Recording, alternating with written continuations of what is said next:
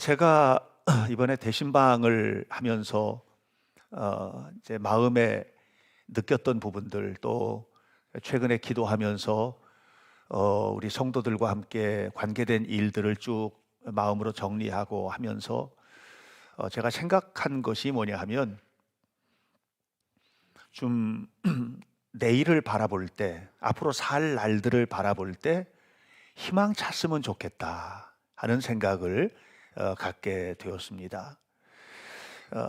우리가 살고 있는 삶의 자리들이 다 뭐 넉넉하고 여유 있는 자리는 아니고, 지난 3년간 코로나를 지나고 또 세계에서 이런저런 여러 가지 환경들, 전쟁이라든가 또 자연재해라든가 이런 일들이 벌어지면서 우리의 삶의 자리들이 굉장히 팍팍해진 것은 맞는데, 그래도 우리 현대교회 성도들이 살아가는 모든 자리들이 조금 더 풍요롭고 좀 더 넉넉하고 내일을 생각하면 좀 희망이 생기는 그런 삶을 살았으면 좋겠다고 생각을 하게 되었습니다.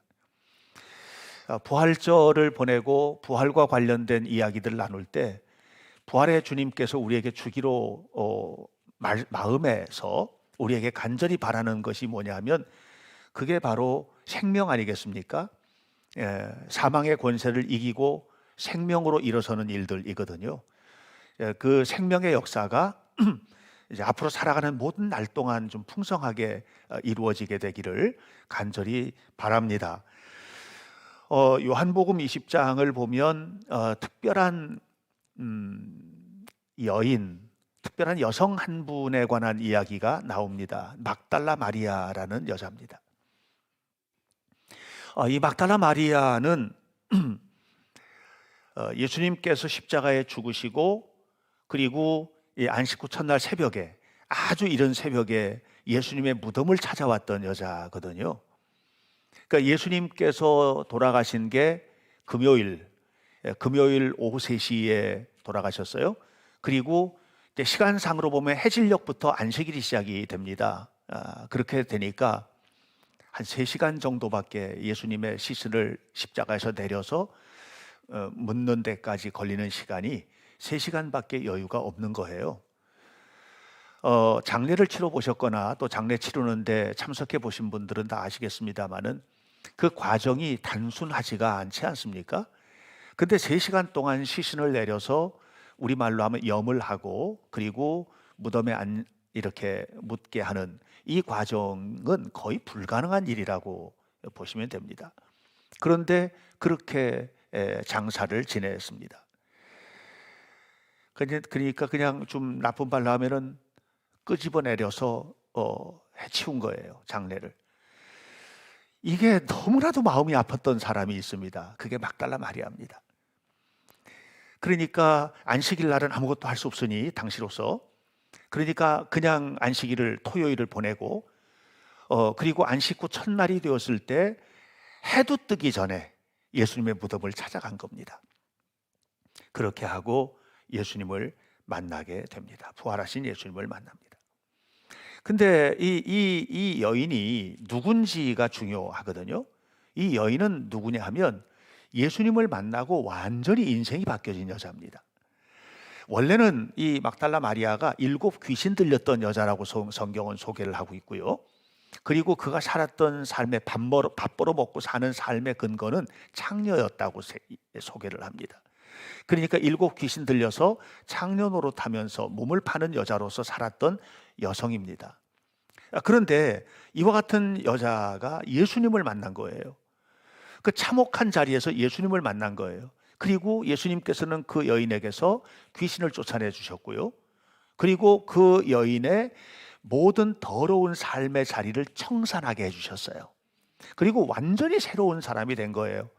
막달라 마리아를 예수님은 뭐라고 하느냐 하면, 이 여인이 살았던 삶, 이 여인이 행하는 모든 행동은 내 복음이, 그리스도의 복음이 전파되는 곳에는 이 여인의 이야기도 함께 전파되도록 하라고 할 만큼 그렇게 거룩한 여성이 되었습니다. 사실 여러분, 이렇게 변화된 그 속에는 뭐냐면 주님의 은혜가 있는 거거든요. 우리가 흔히 예수님께 은혜를 받아야 된다라고 얘기를 합니다. 은혜를 왜 받아야 되느냐? 은혜를 받아야 되는 이유는 은혜를 받으면 삶이 완전히 바뀌기 때문에 그래요. 우리가 주님의 은혜를 받아야 삶이 바뀝니다. 결심해서 할 수 있는 일이 있어요. 그런데 그거를 우리 조상 때서부터 계속해서 내려오는 이야기가 있잖아요. 결심해서 할 수 있는 일이 있는데 그게 길게 가지 않더라. 그래서 작심삼일이다 하는 그런 얘기를 하죠. 우리도 많이 결심도 해보고 노력도 해보지 않습니까? 그런데 은혜를 받은 사람은 완전히 다르거든요. 은혜가 이끌어가는 삶, 이 삶은 전혀 다른 인생이 된다는 것을 여러분들 기억하셔야만 합니다. 예수님의 은혜를 받은 다음에 막달라 마리아는 예수님과 관계되어 있는 굉장히 중요한 지점마다 등장을 합니다. 자, 막달라 마리아는 예수님이 십자가 지시기 전에 예수님께서 마지막 한 주간을 이제 보내실 때, 그때 마지막 한 주간을 보내시기 바로 직전입니다. 그때 예수님께서 계시는데 찾아와 가지고 머리에 향유를 붓죠. 그리고 예수님의 머리에 향유를 부으면서 예수님의 장사를 준비하는 이런 일을 했습니다. 또 예수님께서 십자가에 짊어지실 때, 십자가에 달리셨을 때 제자들도 도망가고 뭐 예수님과 관계됐던 사람들이 몽땅 다 뭐 흔적도 없이 사라져버린 그 자리를 마지막까지 지켰던 여인이 누구냐면 바로 막달라 마리아입니다. 그러니까 이 막달라 마리아는 예수님이 너무너무 고통스러운 자리도 끝까지 지켰어요. 제자들이 왜 다 도망갔습니까? 도망간 이유는 무슨 일 만나는지 모르는 거예요, 지금. 그러니까 굉장히 위험한 자리거든요. 아주 살벌한 자리예요. 예수님이 지금 십자가에서 못 박혀서 그냥 피 흘리면서 죽어가는 그런 자리니까는요. 그런데 그 자리를 끝까지 지켜낸 여자가 바로 막달라 마리아입니다. 그리고 오늘 성경 제가 소개한 것처럼 마지막 예수님께서 부활하실 때 그때 부활을 첫 번째로 만났던 여자, 이게 바로 막달라 마리아입니다. 저는 이 막달라 마리아가 이렇게 완전히 무너진 자리에서 위대하고 거룩한 여인으로 거듭나고, 그리고 예수님의 복음이 증거되는 곳마다 이 마리아의 이름도 증거될 수 있게 된 그 배후에는 뭐가 있냐면 주님께 받은 은혜가 있는 거예요. 여러분, 은혜가 사람을 변화시키고 은혜 받을 때 그 은혜 속에서 살아가는 삶은 일상에 우리가 보통 살아가는 거하고는 전혀 다른 삶을 살 수 있게 된다는 것을 아셔야만 합니다. 만약에 주님의 은혜를 받는 일이 없었더라면 마리아는 어떻게 살았을까요? 귀신 들린 여자로 살았겠죠. 마리아는 어떻게 살았을까요? 창녀로 살았겠죠. 별 볼 일 없이 볼품없는 여자로 살다가 인생 끝났겠죠. 그런데 그의 인생이 완전히 역전되고 뒤집혀져서 새로운 삶을 살게 된 것은 바로 예수님께서 그에게 베푸셨던 은혜, 그 은혜가 자리 잡고 있는 것을 기억하시기를 바랍니다. 저는 우리 성도들이 충만한 은혜 속에서 살게 되시기를 바랍니다. 주님의 은혜를 받고 은혜 속에서 살게 될 때 우리의 삶 속에는 주님께서 이루어 주시는 세계가 있어요. 그 세계가 어떻게 열리게 되느냐? 과거가 아니에요. 과거는 지나간 거거든요. 이제부터 살게 되는 삶의 자리에서 이루어지게 되는 것입니다. 막달라 마리아는 과거가 있는 여자입니다. 그런데 그 과거가 자랑스러운 게 아니에요. 막달라 마리아의 미래는 거룩한 미래입니다. 막달라 마리아가 살았던 삶은 우리 모두가 다 나도 저렇게 살고 싶을 만큼, 그래서 막달라 마리아라고 하는 이 막달레나라고 하는 이름이요, 창녀의 상징이거든요. 그런데 거룩한 여인들의 이름에 막달레나라는 이름이 붙기 시작합니다. 많은 거룩하게 살았던 삶의 자리에 여인들에게 막달레나라는 이름을 지어주게 됩니다. 이렇게 바뀌게 되는 겁니다. 무엇이? 은혜가, 주님의 은혜가. 저는 우리 현대교회 성도들이 은혜 속에서 살아가시기를 주님의 이름으로 축복합니다. 그래서 우리가 살고 있는 삶의 자리에서 우리가 볼 때 건강, 경제, 또 가족, 아이들의 미래, 우리의 삶의 자리들, 이런 것들이 참 내일을 기약하기 어려운, 아무리 생각해봐도 희망이 별로 없는 것 같아도 그래도 은혜 받은 사람은 미래를 전혀 다르게 열어가게 된다는 것입니다. 그래서 이 부활절 절기를 보내면서 제가 오늘 여러분들과 함께 나누고 싶은 것은 뭐냐면 미래라는 영토를 어떻게 열까? 미래라는 시간을 어떻게 우리의 것으로 만들까? 희망 있고 축복된 삶의 자리로 어떻게 만들어 갈까라고 하는 것입니다. 첫 번째로 여러분들과 함께 나누고 싶은 것은 미래는 우리가 아직 전혀 살아보지 못한 세계, 미지의 세계죠. 그 세계를 향해서 우리가 나아가야 된다고 하는 것입니다. 여러분, 은혜 받지 못한 사람들, 다시 말하면 예수님을 구체적으로 만나지 못한 사람들에게 나타나는 현저한 특징이 하나 있는데, 이 특징은 과거에서 벗어나지 못한다는 겁니다. 미래는 아직 안 왔잖아요. 불확실하죠. 그렇죠? 불확실합니다. 될지 안 될지 모르는 거예요. 과거는요, 이미 살아왔지요. 내가 너무 잘 알고 있는 거예요.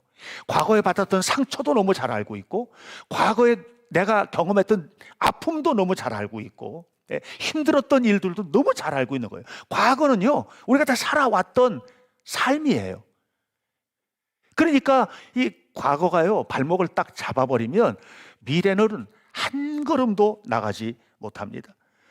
믿는다고 하면서도 맨날 후회하고, 믿는다고 하면서도 맨날 낙심하고, 믿는다고 하면서도 날마다 의심하고, 믿는다고 하면서도 입을 뒤집어 쓰고, 믿는다고 하면서 밤새도록 울고. 이건 왜 그래요? 과거 때문에 그런 거예요. 과거 때문에. 여러분, 과거로 하여금 여러분을 장악하지 못하게 하라. 과거가 여러분을 옴싹달싹 못하게 만드는 이 어리석은 인생, 이 인생을 살지 못하도록 주님 앞에 은혜를 받게 되시기를 주의 이름으로 축원합니다. 오늘 성경에서 뭐라고 합니까? 오늘 성경은 주로 이제 성령 강림절에 많이 인용하는 말씀인데, 저는 이 성령 강림절에 인용하는 이 말씀이 부활하신 주님의 은혜를 경험하는 사람들의 삶의 스타일로 보는 거거든요. 부활하신 주님, 죽음을 꺾고 부활하신 주님을 만난 사람들의 삶의 스타일을 세 가지로 얘기합니다. 어린 아이들도 예언할 것이다. 젊은이들도 환상을 볼 것이다. 늙은이들도 꿈을 꿀 것이다. 이렇게 지금 이야기하고 있잖아요. 어린 아이들도 뭐예요? 부활하신 주님을 만난 아이들은 뭐예요? 예언을 하는 겁니다. 예언은 점치는 게 아니에요. 예. 앞으로 이렇게 될 것이다 라고 말하는 게 아니에요. 말씀 속에 사는 겁니다. 여러분 자녀들이 말씀 속에서 살아야 희망이 생기는 거예요. 우리의 자녀들이 말씀 속에서 살아야 미래가 열리는 거예요. 미래라는 영토가, 미래라는 땅이 우리 아이들의 품에 안기게 되는 거예요. 하나님의 말씀의 권세 앞에 서게 될 때 놀라운 역사가 나타나게 될 줄로 믿습니다. 젊은이들이 그림을 잃어버렸어요. 환상이 사라졌습니다. 젊은이들이요, 내가 앞으로 어떻게 살아야 될 것인지에 대한 청사진이 사라진 겁니다. 모든 것을 포기하는 시대라고 하지 않습니까? 다 포기했습니다. 뭐 3포라고 하더니 5포라고 하더니 지금은 그 수를 셀 수 없이 모든 것을 포기해야만 되는 이런 시대를 우리 아이들이 살고 있는 겁니다. 그런데 어느 날 갑자기 미래가 그려지기 시작하는 거예요. 포기가 아니에요. 포기가 아니고 미래가 너무나 분명하게 환상으로 다가오는 거예요. 환상이라고 하는 것이 비전이잖아요. 비전으로 다가오는 거예요. 환상이 환상적으로 다가오는 겁니다. 이게 주님의 부활의 영을 허락받은 사람, 성령의 능력 안에 사는 사람들의 특징입니다. 노인들이 다 산 인생이 아니라는 거예요. 꿈을 꾼다는 거예요. 노인은요, 꿈을 꾸는 나이가 아닙니다. 그런데 하나님을 믿고 믿음으로 부활의 영을 허락받은 노인들은 뭐예요 하면 꿈을 꿉니다. 매갈이 없게 살지 않아요. 되는 대로 살지 않아요. 다 산 인생처럼 살지 않고요, 꿈을 꾸는 거예요. 그러고 살아가는데 어디를 살아가요? 다 산 것 같은 인생, 이 막바지 인생이 아니라 새로 열리는 하나님과 함께 동행하는 이런 축복의 미래를 향해서 걸어가게 되는 겁니다.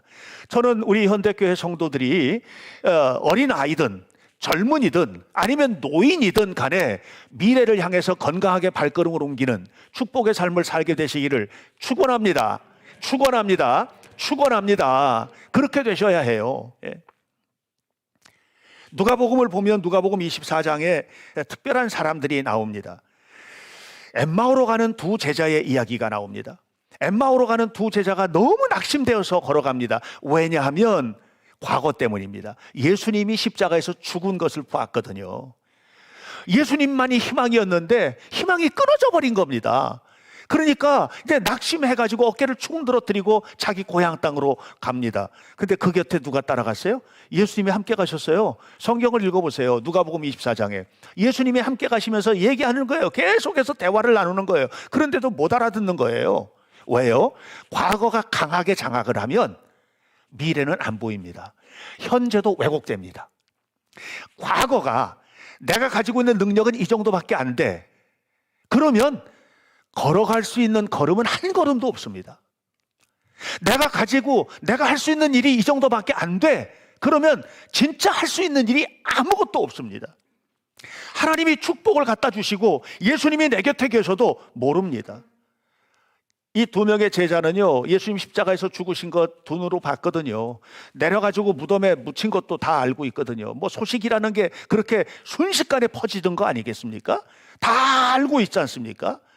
그러니까 이 두 제자에게 예수님은 이제 끝난 거예요. 끝난 거예요. 없는 거예요. 그런데 예수님이 곁에 가시는 거예요. 그 봤을 거 아니에요, 이렇게. 그 여러분 같으면 뭐라고 그랬을 거예요? 예수님 오셨습니까? 그랬겠습니까? 과거에 장악되어 있는 사람은 그게 아니에요. 이렇게 말했을 것 같아요. 야, 진짜 닮아도 진짜 너무 닮았다. 어떻게 이렇게 예수님하고 똑같이 닮았을까? 그랬을 것 같아. 예.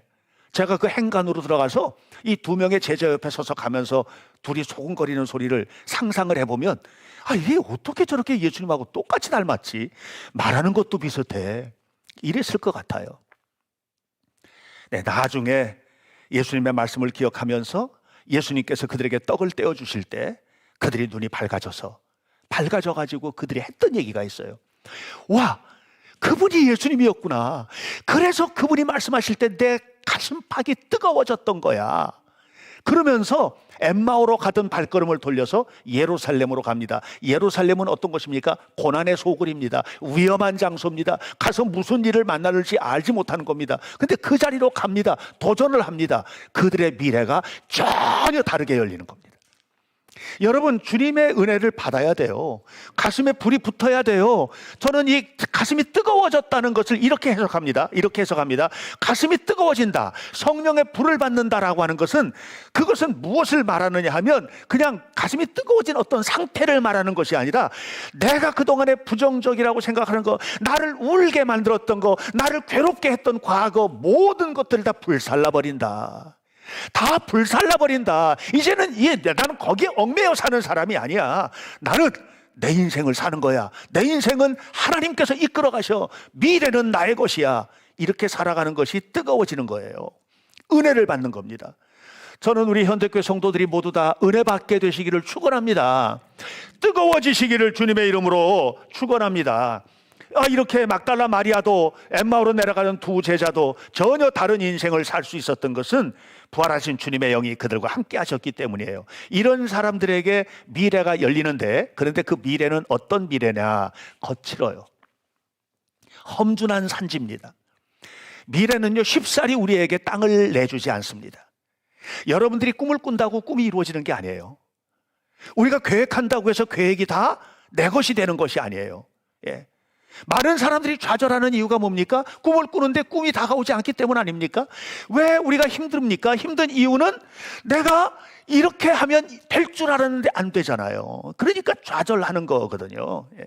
그렇게 되는 거거든요. 꿈은, 미래는 험준합니다. 거칩니다. 그래서 그 땅을 점령하기 위해서는 그 험준한 미래의 어떤 사건보다도 그걸 이겨낼 수 있는 더 강한 능력, 실력을 갖춰야 돼요. 실력을 갖춰야 돼요. 나는 예수를 믿는 우리가 은혜를 받는다는 측면을 다양하게 해석을 하는데, 그 중에 하나가 뭐냐면, 은혜를 받는 나는 미래를 향해서 걸어가는데 그 미래는 험준하기 때문에 그 험준한 미래를 이겨내기 위해서, 하나님의 영광을 드러내기 위해서 더 열심히 내 전문적인 영역에서 실력을 갖춘다. 이런 면에서 은혜가 임한다고 봅니다. 또 한 가지는 뭐냐면, 그것을 이겨낼 수 있도록 하나님이 나를 도와주신다는 면에서 은혜를 받아야 된다는 말이에요. 그러니까 여러분들이 은혜를 받아야 되는 거예요. 여호수아 14장을 보면 갈렙의 이야기가 나오죠. 갈렙이 이스라엘 백성들이 애굽에서 나와서 40년 동안 광야 건너가지고 가나안 땅에 이제 왔습니다. 이제 가나안 땅에 와가지고 계속해서 가나안 땅을 정복하는 거예요. 정복 전쟁을 벌려요. 이렇게 해서 쭉 퍼져나가는데, 그런데 갈렙의 눈에는 정말 중요한 장소가 하나가 있는 거예요. 너무너무 중요한 장소가 하나가 있는데 그 땅을 정복을 못하는 거예요. 거기가 헤브론 산지입니다. 헤브론 산지가 어떤 곳이냐, 이걸 알면 정말 중요하다는 걸 알게 되거든요. 아브라함의 무덤이 거기 있어요. 네, 헤브론 산지에 아브라함의 아내 사라 무덤도 거기 있어요. 이삭도 거기 있고 리브가도 거기에 있어요. 야곱도 거기에 있어요. 예. 요셉은 세겜에 묻혔지만, 그러니까 이 헤브론이라고 하는 것은요, 이 출애굽한 이스라엘 백성들에게 있어서는 여기는 없어서는 안 될 땅이에요. 그런데 거기가 너무 강한 민족, 아낙 자손들이 점령을 하고 있는 거예요. 도저히 정복할 수 없는 땅인 거예요. 우리 힘 가지고는 안 되는 땅인 거예요. 거친 땅인 거예요. 험준한 산지인 겁니다. 그런데 85살 된 갈렙이 여호수아를 만나서 뭐라고 하느냐면, 저 땅을 내게 주십시오. 하나님이 나와 함께 하시면 저 땅을 정복할 수 있습니다 라고 얘기합니다. 실력이 뭡니까? 믿음입니다. 실력이 뭡니까? 믿음입니다.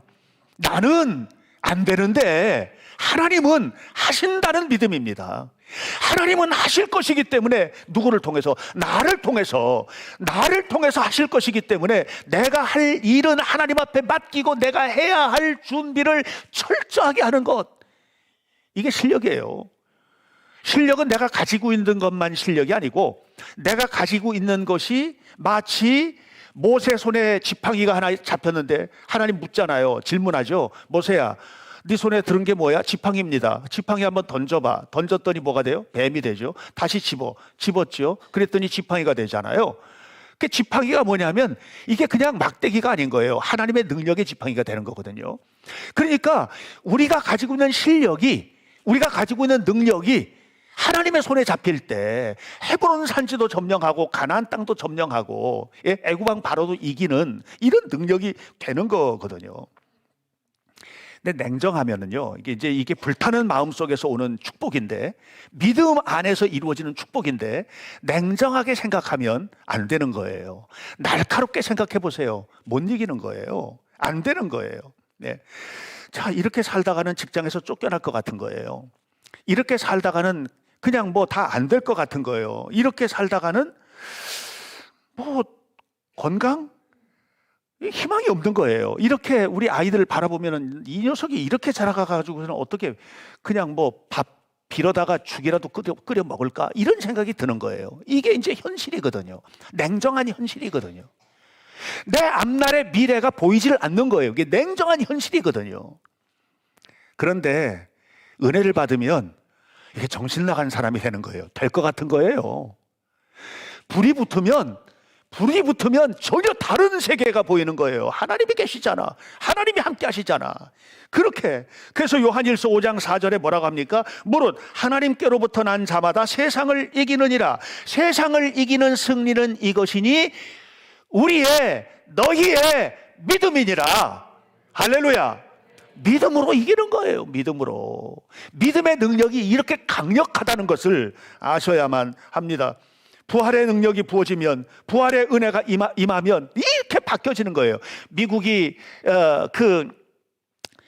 부흥운동 시대가 이제 몇 번 있었거든요. 이제 그 중에 하나가 이 경제 대공황 때 부흥이 일어나게 돼요. 그런데 이게 엄청 재밌는 사건이 벌어져요. 경제 대공황이 일어나기 전까지 이 미국의 경제를 이끌어 오던 사람들이 공황을 겪으면서 다 무너져요. 그리고 이 공황이 지나고 난 다음에 새로운 경제적인 주역들이 살아나요. 그런데 이 끝까지 살아남은 사람들의 거의 대부분이 기독교 신앙을 가지고 있는 거예요. 이게 무슨 얘기예요? 가슴에 불이 붙은 사람은요, 공황을 이겨내는 거예요. 여러분의 인생에도 공황이 와요. 우리가 살다 보면 내 인생이 도저히 앞으로 미래가 보이지 않는 공황의 순간이 온다니까요. 이런 공황의 순간을 이겨낼 수 있는 사람이 누굽니까? 세상을 이기는 이김은 이것이니 너희의 믿음이니라. 믿음으로 이겨낼 수 있게 되기를 주님의 이름으로 축복합니다. 그래서 무엇을 먹을까, 무엇을 입을까 염려하지 마라. 너희에게 필요한 것은 내가 다 안다. 그러니까 너는 최선을 다해서 살아라. 하나님을 믿고 뜨거운 가슴으로 살아라. 이것이 미래를 정복하는 힘인 것을 기억하시기를 바랍니다. 결국 내일로 영토를 확장하는 것은 뭐냐? 하나님의 능력, 하나님의 은혜를 우리가 얼마만큼 간절히 바라고 있느냐. 그리고 그 하나님 바라보면서 내가 해야 할 자리, 내가 지켜야 될 자리, 내가 가야 할 길을 얼마만큼 최선을 다해서 걸어가고 있느냐. 이 속에 하나님의 역사가 나타나게 되는 것입니다. 여러분, 그 고린도전서 15장을 보면 부활장이잖아요. 고린도전서 15장이 부활장이거든요. 거기 보면 사도 바울이 이런 얘기를 합니다. 인생의 최대 원수, 최후의 원수가 뭐냐? 이걸 얘기하면서 고린도전서 15장 26절에서 맨 나중에 멸망받을 원수는 사망이니라. 이게 무섭잖아요. 맨 나중에 멸망받을 원수는 사망이니라. 무슨 얘기예요? 우리가 진짜 어려운 일들을 많이 겪는 거예요. 그런데 그게 어려운 게 아니라는 거예요. 맨 나중에 진짜가 하나 있다는 거예요. 그게 뭐예요? 사망이라는 겁니다. 사망이 남아있다는 거예요. 도저히 극복할 수 없는 것이 남아있다는 거예요. 여러분, 사망과 같은 고통이 우리에게 있어요. 우리의 삶에는 그런 일들이 벌어지게 되는 거예요. 그런데 부활하신 예수님의 은혜로 말미암아서 어떻게 되느냐? 고린도전서 15장 55절로부터 58절까지 그런데 이렇게 말합니다. 사망아, 너의 쏘는 것이 어디 있느냐? 사망아, 너의 승리하는 것이 어디 있느냐? 사망아, 네가 지금 무엇을 원하느냐? 그렇게 이야기하면서 내 사랑하는 형제들아, 견실하며 흔들리지 말고 항상 주님 앞에서 힘써 살아라. 이는 네가 하는 모든 수고가 헛된 것이 되지 않도록 하기 때문이다. 이렇게 얘기합니다. 다시 말하면 결국은 사망도 이겨내는 것이 믿음이라는 얘기예요. 부활하신 주님을 믿을 때 사망도 이겨낼 수 있다는 얘기를 하는 겁니다. 사랑하는 성도 여러분, 세상은 우리를 자꾸만 앞으로 나가지 못하게 합니다. 불안하게 만들고 절망하게 만들고 좌절하게 만듭니다. 그러나 주님의 은혜를 받으면 주님의 은혜 속에서 우리가 살아가는 삶은 전혀 새로운 세계가 열려지게 되는 것을 기억하시길 바랍니다. 십자가에서 죽으신 예수님의 부활을 가로막기 위해서 사람들은 뭐 했습니까? 성경에 보니까 무덤을 엄청나게 큰 돌로 막아버렸다고 그랬습니다. 들어가지도 못하고 나오지도 못하게 아주 꽉 막아버렸다고 그랬습니다. 세상은 우리를 옴싹탈싹 못하도록 막아버릴 수도 있습니다. 그리고 난 다음에 거기다가 인봉을 했다고 했습니다. 로마 황제의 이름으로 인봉을 했다고 했습니다. 이건 떼어내면 안 되는 겁니다. 떼어내는 순간 죽는 겁니다. 우리가 살아가는 세상은 우리를 그리스도인으로 살지 못하도록, 하나님의 백성답게 행하지 못하도록 자꾸만 규칙으로, 규율로, 세상의 철학으로, 문화로 우리를 인봉합니다. 그리고 그 문 앞에 로마 병사가 지키고 서 있었다고 했습니다. 힘이 지키는 겁니다. 그런데 부활하신 예수님을 막을 수는 없습니다. 그 문이 열렸습니다. 인봉이 떨어졌습니다. 그리고 그 앞에 지키던 무서운 로마 병사가 더 무서운 주님의 영 앞에서 혼대백산에서 도망갔다고 했습니다. 여러분, 미래를 향해서 걸어가는 우리의 앞길을 가로막고 있는 것이 무엇입니까? 여러분, 무엇이 두려우십니까? 가장 힘든 문제가 무엇입니까? 그 문제를 부활하신 주님 앞에 맡기시기를 바랍니다. 기도하며 맡기시기를 바랍니다. 간절한 마음으로 위탁해 드리시기를 바랍니다. 다 맡겨드리시기를 바랍니다. 이렇게 될 때 미래라는 세계, 미래라는 시간, 미래라는 영토가 여러분과 여러분의 자녀의 것이 될 것이고, 이것은 이 말씀을 듣고 정말 하나님께서 내게 주실 축복에 대한 기대가 돼. 하나님이 함께 하실 거야 라고 하는 확신을 가지고 살아갈 때에, 여러분이 그렇게 확신하는 여러분이 하나님 살아계신 것을 증명하는 간증자가 될 것이라고 저는 믿습니다. 아무쪼록 우리 모두의 삶 속에 하나님의 축복이 가득하시길 바라고, 우리에게 가로막혀 있는 모든 문제들을 극복하고 내일 여러분은 승리자로 서서 하나님 앞에 할렐루야를 찬양하며 영광을 돌릴 수 있기를 주님의 이름으로 축원합니다. 기도하겠습니다. 자비하신 하나님, 하나님의 사람들이 살아갈 때에 악한 마귀는 결단코 그 길을 아름답고 복되게 내버려 두지 않는 것을 우리는 알고 있습니다. 그러나 주변의 방해 때문에 결코 넘어지지 말게 도와주옵소서. 또한 주님, 우리가 이 일을 행하여 하나님 앞에 살아갈 때에 죄와 악은 모양이라도 버리게 도와주시고, 순수함과 순전함 그리고 거룩함을 간직한 채 하나님 부어주시는 은혜로 모든 방해와 악한 것들을 이기고 승리하도록 도우시옵소서. 하나님, 7 귀신이 들리고 그리고 장녀로 살았던 한 여인에게 주님의 은혜가 부어지니까 귀신은 떠나가고 그 더럽고 추악했던 여인이 거룩함의 상징이 되었듯, 오늘 우리가 하나님의 은혜 속에서 살아갈 때 우리의 삶 속에 하나님의 거룩한 역사가 나타나게 도와주시고, 모든 더러운 것들과 귀신의 세력들과 악한 권세들이 그리스도의 이름 앞에서 물러가고 떠나가는 역사가 나타나게 하여 주옵소서. 모든 성도들의 삶을 축복하시고 저들과 저들의 자녀들과 행하는 모든 일들 속에 하나님의 은혜와 영광만 풍성하도록 인도해 주옵소서. 예수님의 이름으로 기도하옵나이다. 아멘.